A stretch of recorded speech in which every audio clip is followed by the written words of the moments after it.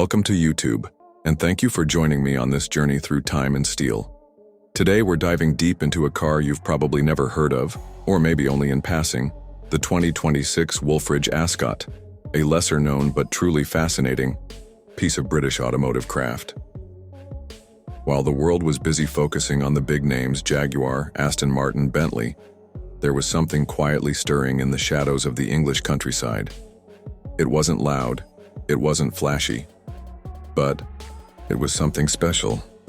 The Wolfridge Ascot wasn't born in a boardroom.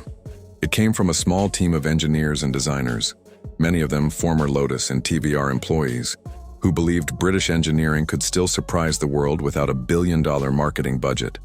The goal? Build a modern Grand Tourer that paid homage to British motoring heritage but also looked confidently to the future.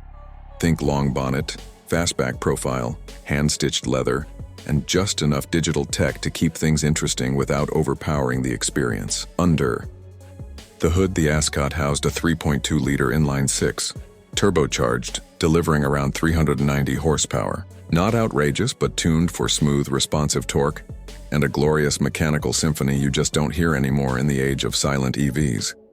Mated to a 6-speed manual transmission or an optional dual clutch, this was a driver's car in every sense, balanced, analog, and deeply connected to the road.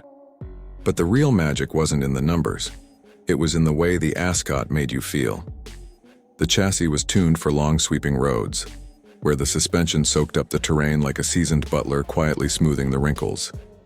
The cabin was wrapped in British wool and aged oak, sourced from the same forests that once provided timber for naval ships. There were no touchscreens dominating the dashboard, just beautifully machined dials, switches that clicked with intention, and an optional analog clock made by an independent watchmaker from Cornwall. Only 186 units were built, all hand-assembled, in a converted railway workshop in Northumberland. Why so few?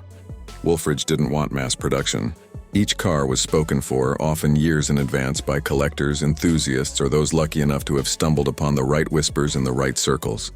And that's part of the allure. The Ascot wasn't just rare, it was secret. You didn't see ads. You didn't see celebrity endorsements. Just a discreet little badge on the front grille and a knowing nod from those in the know. In 2026, the British car scene was undergoing a seismic shift: electrification, automation, consolidation. And yet, against that backdrop, the Ascot emerged, like a handwritten letter in a digital world. Personal, imperfect, and undeniably human. Today it stands not just as a car, but as a symbol. A reminder that even in an era of algorithms and AI, there's still room for craftsmanship, character, and stories waiting to be told. Thanks for watching. If you enjoyed discovering this hidden gem, like, comment, and subscribe for more automotive stories that go beyond the mainstream.